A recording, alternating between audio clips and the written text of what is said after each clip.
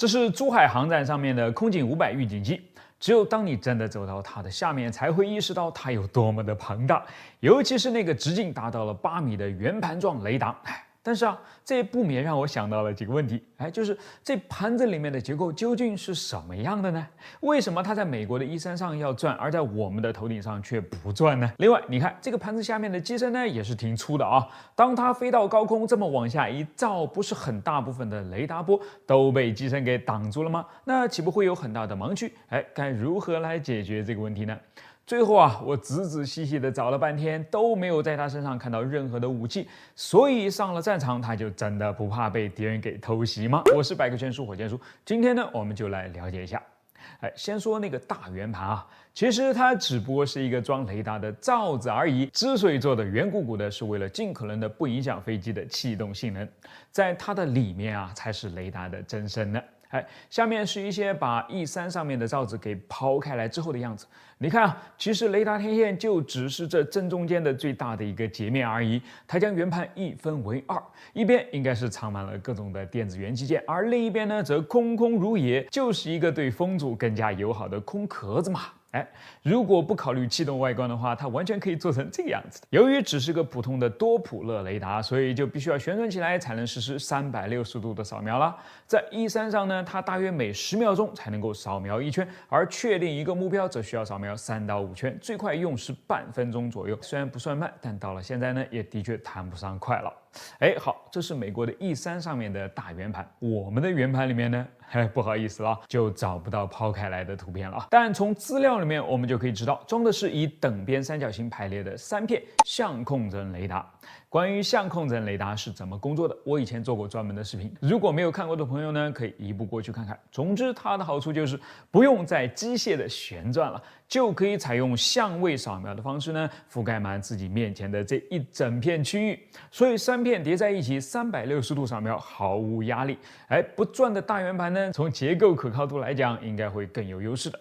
另外，空警500还有一个很明显的特点，不知道你有没有注意到，就是在它的机身上方和腹部呢，都有很多的小鳍片，就像这些一样。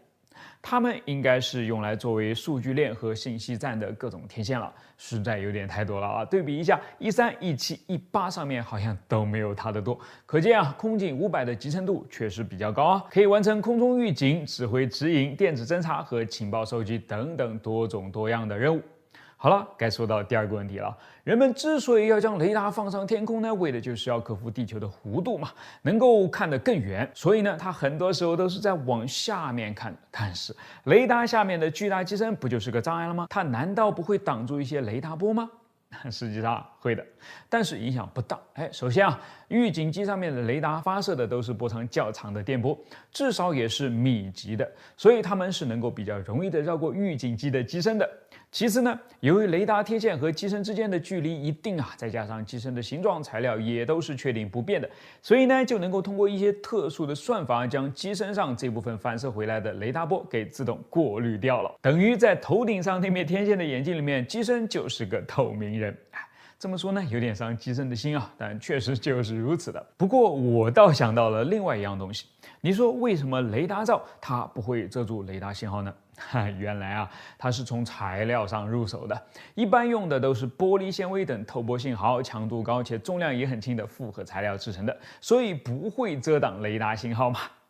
你看这张图这个圆弧呢，就是E3上面的雷达罩被抛开之后的样子，是一个双层蜂窝状的结构，能够做到既轻又强。别小看它把它做好非常困难。当年我们在研制空警2000的时候，就遇到了这个拦路弧。因为作为飞机气动外形的一个结构件，它要强到不能够发生一点变形，否则就会影响到里面雷达波束的精度了。所以在模拟计算之后呢，我们就采用了一种灌入树脂的蜂窝状复合材料，再加压固化的方案。但想要把它做大呢，却非常困难。它不仅模具要够大，用来加压固化的高温热压罐也必须要够大才行于是我们又硬生生的攻克难关，制造出了一个亚洲最大的热压罐，才成功搞定了这个玩意儿。既然都讲到这儿了那就再补充一个有趣的事实吧。你会担心在飞机头上顶着这么大一个玩意儿会影响到飞机的飞行吗？实际上呢不会啊，因为它的气动外形正好提供了足够的升力来抵消了其自身的重量，从而较好的使飞机保持了平衡。不过还是需要付出一些代价的，那就是你得把它当成是一架客机来飞，像这样的机动动作就不要想了啊。所以我们就进入到最后一个问题。它不怕被偷袭吗？考虑到预警机雷达的探测范围大过了大多数对空导弹的射程，所以遇到想要袭击它的敌机它大概会这么做：一是招呼上更多己方的飞机先去问候一下对方；二是呢，即便对方已经发射了导弹，而且导弹射程还够远呢，也能够在它到达的好几分钟前就探测到，所以足够测出一段距离来让敌人的导弹跑出射程，功亏一篑。三是别忘了预警机也是一个强悍的电子战武器嘛，是可以压制性的干扰敌方战斗机的雷达的，所以它真的是不用太担心被按键所伤只是需要稍微提防一下隐形战斗机罢了，因为它们的雷达截面非常的小，是有可能被预警机上的雷达给漏掉的。那么隐形战斗机就真的会对预警机造成实质性的威胁吗？还是不容易因为有数据链嘛。卫星、空中和地面上的每一个单元都能够提供并共享各类数据，而预警机呢，恰恰又是其中数据融合的佼佼者。哪怕它自己看不到，也能通过别人的眼睛来看到终究还是占据了主导。难怪会被称为空中力量的倍增器了。好了，这就是预警机。这次呢，我不仅用数码相机记录了它，还拿黑白胶卷拍了几张。改天亲手冲出来看看，藏在银眼里面的空警500又会呈现出什么样子？你们期待吗？我是火箭叔，关注我，把不一样的科学知识讲给你听。每次看到西科斯基 S64那骨感的身板，总让我想起2个字：骷髅。但你肯定不知道这个骷髅呢，还差一点有一个固定翼版本呢。我是百科全书火箭叔，今天我们就来了解一个被称为是飞行的集装箱船的奇怪飞机 XC-120。为什么它有这个别称呢？因为跟常见的把货物装进自己宽大的机身内的运输机不同它装货的方式跟集装箱船如出一辙，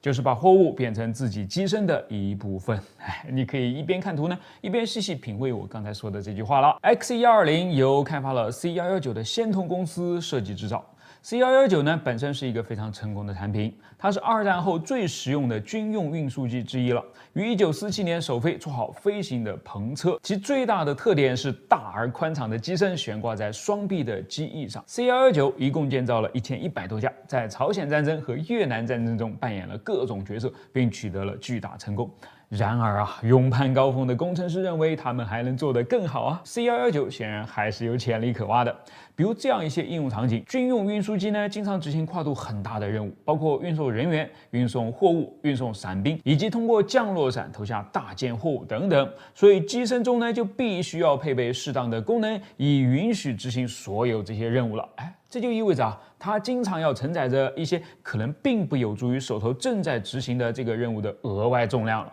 于是仙童的工程师设想，如果军用运输机仅针对其执行的特定任务去配备装备，则效率肯定会更高而实现这一目标的最佳方法，就是为每个特定任务配备不同的专用机身了。这样的想法便催生出有史以来最不同寻常的运输机之一了。XC-120背包飞机，它保留了 C119 的双臂配置但采用了全新的大幅缩减的中央机身。新的机身呢有一个平坦的底部，根据任务的不同，可以在上面安装各种特殊的货舱嘛。例如一个吊舱可以优化用于运输重型货物，而另外一个吊舱呢可以用于运输人员，而其他货舱可以配备为通过降落伞运送部队或者是重型设备等等。还有一些甚至可以用作便携式的医院、雷达站、指挥中心或执行其他专业的任务，一机多用，完美高效除了怪异的机身XC-120 的设计中呢，还有另外一项另类的更改，它就是用全新的4轮起落架替换掉 C119 的3轮式起落架了。所有的4个部件呢都内置在双臂当中，可谓是飞机上的麒麟臂了。而且还很高科技飞机的离地间隙呢是可以通过起落架高度的升高或者降低来调整的，从而轻松容纳不同尺寸的货舱。货舱本身由4个小轮子来支撑，因此可以独立于飞机在地面上轻松操纵。一旦定位在机身下方，吊舱就会被内置在机身4个角的电动绞盘提升到位，然后用球涡接头锁死，最后呢通过充气垫圈密封机身和吊舱之间的缝隙，这样就可以起飞了。好，给你5秒钟的时间想一想，这样的可换吊舱设计，除了减少任务以外的多余重量以外，还有什么好处呢？答案是可以减少运输机停在地面上的等待时间嘛。XC120只在部署到前线机场，在那儿它会迅速放下吊舱并再次起飞，大大缩短了在地面上的等待卸载时间。而这个呢，正是飞机最容易受到袭击的环节了。在放下吊舱之后，它就可以快速的返回基地，而此时的基地里面呢，也已经准备好了另外一个全新的吊舱，同样也是迅速装载，迅速就送往前线了。周转时间大为缩短其实像这样不同寻常的设计呢，在二战后的一段时间里面，经常都会出现，就连我的视频里面都已经讲了不少了。但事实证明二战中的德国人就已经把脑洞打开了。与 XC120一样，他们早就设计了菲泽勒 FI333用于运输模块化的货物集装箱。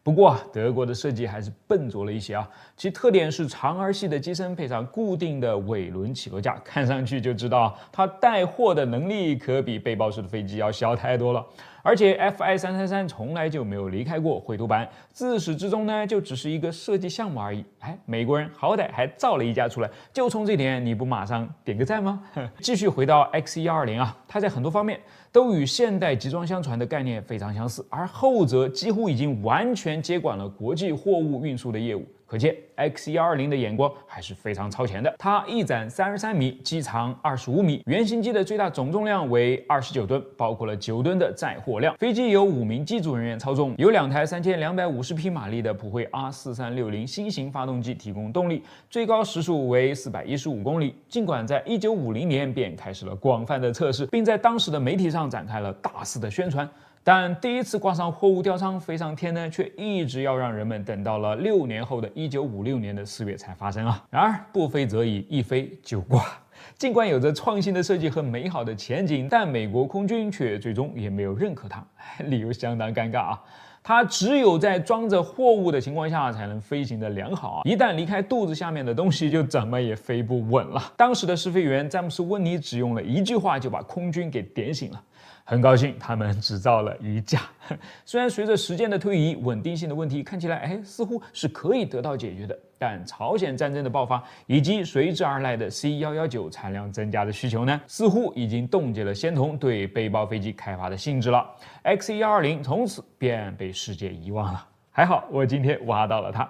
所以大家还想要看哪些奇葩的飞机呢？留言来告诉我，我来讲给你听。加勒万河谷，一个本应在我们日常生活中相当陌生的地名，最近却火上了天。我查了一下，加勒万河谷海拔4000多米，大部分人到了这儿估计都已经开始高原反应了，而我们的战士居然还能够徒手搏斗，着实厉害不过这也让我想到了另外一个问题，那就是我们的钢铁战士，也就是装甲机械化部队，坦克、战车、火箭炮，要是开到这儿来，也能够气势如虹的打上一架吗？在高原地区，战斗车辆会受影响吗？我是火箭叔。今天我们就来分析一下高原环境之所以险恶，是因为这里空气稀薄、低压、缺氧、气候寒冷、昼夜温差大，还有紫外线辐射强烈、风沙严重等等。听起来就不像是适合人类生存的地方，对吧？但对于甚至是没有生命的战车来说，这里也称得上是一个禁区。为什么呢？因为很重要的一点就是战车也是需要呼吸的，不管里面装的是柴油发动机还是汽油发动机，甚至是燃气轮机，它们都叫做内燃机。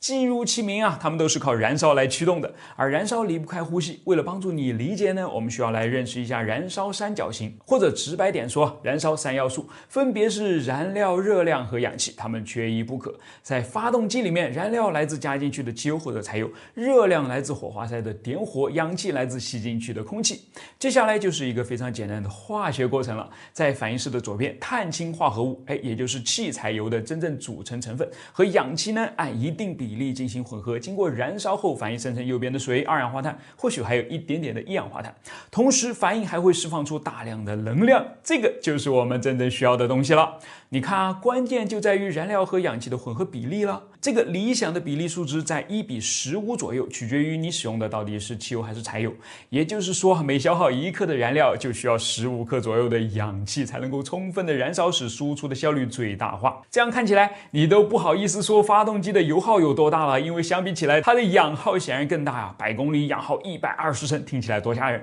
好在氧气不要钱，烧了也就烧了吧。但随着海拔的升高，含氧量也越来越低，你想烧那么多，可周围的空气里面已经没有多少剩下来给你烧了。基本上海拔每上升1000米，含氧量就会下降大约8%，发动机的燃烧开始变得不再充分。实验数据表明啊，对于自然吸气型的发动机，海拔每上升1000米，功率和扭矩分别都会下降8%到13%，油耗反而会上升6%到9%。这一方面是由于混合气体燃烧不充分造成的，而另一方面也是由于气压的降低导致了气缸内充气量的减少，散热性能下降，热负荷增加所导致的。它们综合在一起，严重影响了发动机的动力性能。你想想看，要是把这样的坦克开到海拔4000多米的加勒万河谷去，它的动力就只剩下平时的1半左右了，还怎么能追着敌人玩个痛快呢？显然是不行的嘛。那该怎么办呢？涡轮增压嘛，涡轮增压里面的风扇依靠极高的转速，通常要比发动机本身的转速还要高8倍，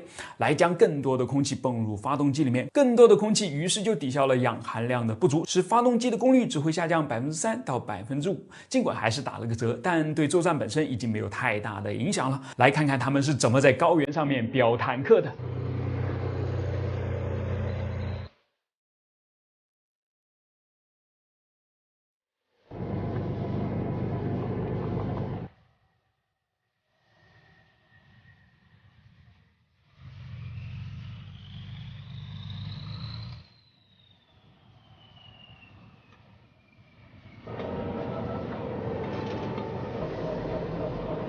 当然，如果你以为高原环境只会影响到发动机的机动性能的话，那还是想得太简单了。其实除此之外啊，发动机的启动性能、发动机的配气系统、冷却系统、润滑系统都会受到气压下降、温度下降、风沙严重、气候波动等等的影响。还没完哦，车辆的传动系统、液压系统、制动系统也会在这里经受严峻的考验。所以，跟中国功夫一样，大国的工业水平当然也是凭实力说话的。我是火箭叔，关注我，带你一起长见识。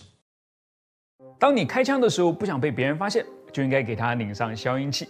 同样，当你开炮的时候不想被别人发现，是不是也应该给它拧上消音器呢？问题是有那么大的消音器吗？还真有啊！不信你看。我是百科全书火箭叔，今天我们就接着讲榴弹炮上那些让人猝不及防的东西。照片中装着炮口消音器的是一台德军的 M109G 自行榴弹炮，这是西方一种非常常见的为装甲部队和机械化步兵提供火力支援的武器。为了将弹雨更有效地倾泻到敌人的阵地上呢，它拥有相对较长的炮管和较高的炮口出速度，同时呢还可以装入多份的推进药来进一步的提高炮弹的射程。但结果就是动静相当大。有什么东西可以减少动静呢？消音器可以吗？在说可不可以之前呢，让我们先来了解一下它是怎么工作的。枪炮射击时之所以会发出巨大的噪声，主要有3块来源。一是伴随子弹飞出枪口的大量火药燃气突然膨胀时发出的爆鸣声，二是子弹超音速飞行时发出的音爆声，三是各个部件之间的机械撞击声。其中第一项带来的噪音最大，也正是消音器试图要抑制的对象了。它采用的基本原理就是让火药燃气不是在枪口突然喷发膨胀，而是逐级扩散消耗的。为此呢，消音器通常有这样几个结构类型：一个是利用隔板，在这样的消音器里面有很多个或垂直、或倾斜、或呈现出碗状的隔板依次排列，它们由金属或者是橡胶制成，只在中间留出能够让子弹通过的小孔。于是原本跟着子弹一起前进的高压燃气就这样被一级级的阻挡了下来，同时还能形成涡流，进一步的减缓冲击的速度。等膨胀到最后从消音器的出口挤出来时，压力已经小了很多了，声音自然也就小了。第二种类型是在材料上下功夫，可以利用多孔的材料，比如缠绕的钢丝网或者是铝屑填充层，利用它们之间的缝隙来增大火药燃气膨胀的阻力，从而减缓冲击速度，吸收多余能量，降低出口噪音。第三种是直接使用密封垫来阻挡燃气的，它是最简单干脆的，就是在消音器的圆筒里面塞进去数层用橡胶、泡沫等材料制成的密封垫，中间开小孔，甚至是不开孔，让子弹和燃气硬生生的从中间挤过去。燃气的速度是降低了，但对子弹的速度也有影响啊。而且用过几次之后呢，密封垫中间的开孔也被撑大了，效果就会大打折扣，所以通常不会单独使用它。实际上，现代武器上的消音器一般都是以上这3种形式的组合，以便能够达到最好的效果。但这里通常有个误会哦，都是被影视剧给骗的。你以为装上消音器的手枪在开枪时只会发出啾啾啾的声音吧？但其实根本不是的，它的响声依然可以惊动邻居。